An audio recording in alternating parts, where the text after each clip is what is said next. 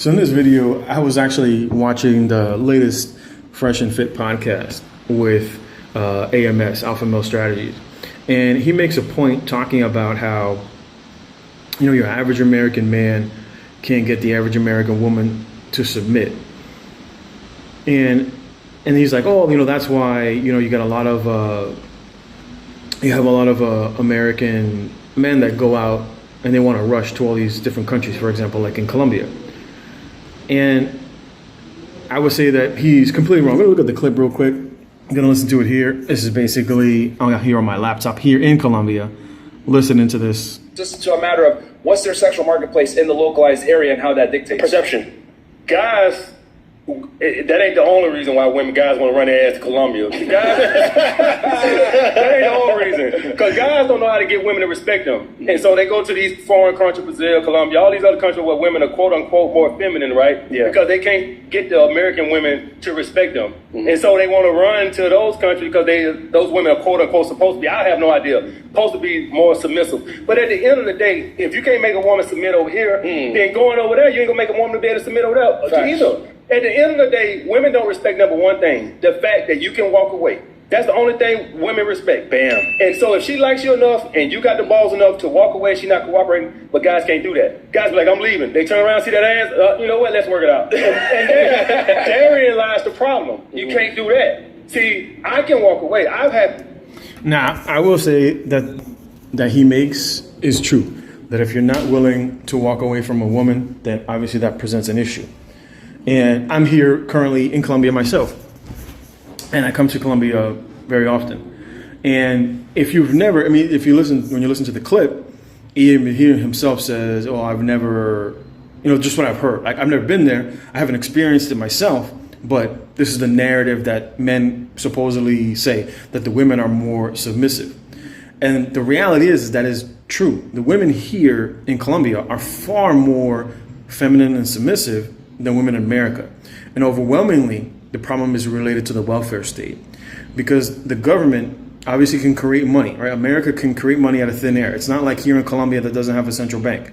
And they typically don't have a lot of welfare.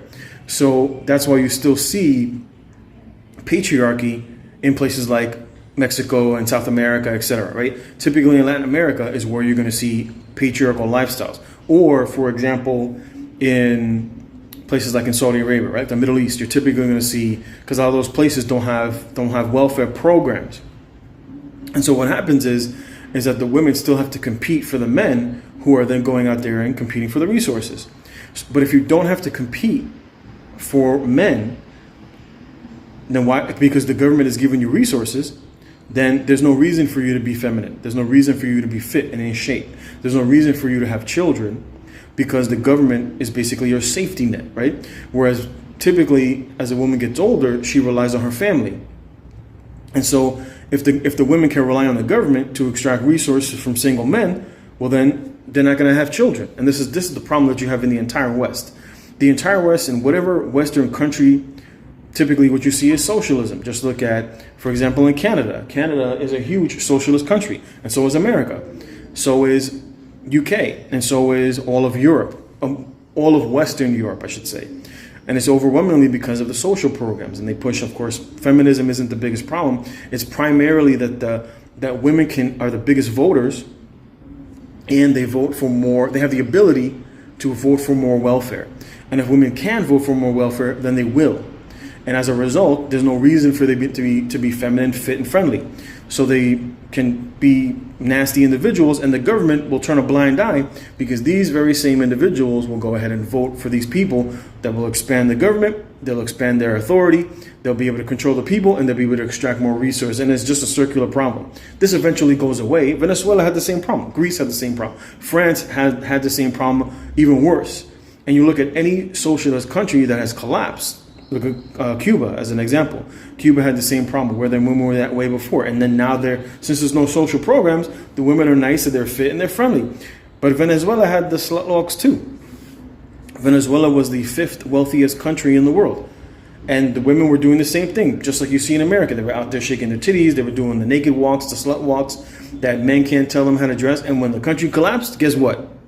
They're all nice and fit and friendly again, right? Because socialism or communism, eventually what socialism turns into, leads people to starve. And eventually all those fat women, all those fat overweight women, they go on the socialist diet, and then they have to go out there and compete again for men who go out there and do the hard labor. And that's why I say patriarchy will never return to America until America collapses. And when America collapses, all these overweight women, that's why you look at, just Google it, average woman in America weighs more than the average man. Why? Because there's no reason for her to be fit. There's no reason for her to be in shape. Most Americans are overweight. Why? Because the healthcare implications are not covered by them. That's why, as a nurse, I work in a hospital, and I see this all the time. You see all these people that just take advantage of the system. They realize that they don't have to pay for it. They realize that when they come to the hospital, that they're not pulling money out of their pocket because they didn't choose to follow their diabetes program. They didn't care. They don't care what their health is. They don't care what food that they eat, because at the end of the day, the government is the one who's going to pay for it, i.e. through via taxation or via money creation, money printing. That eventually goes away. What you're seeing in America is just a phenomenon. It's just because they're the world reserve currency and they're able to print money, and as a result, you see the degeneracy. But eventually that goes away.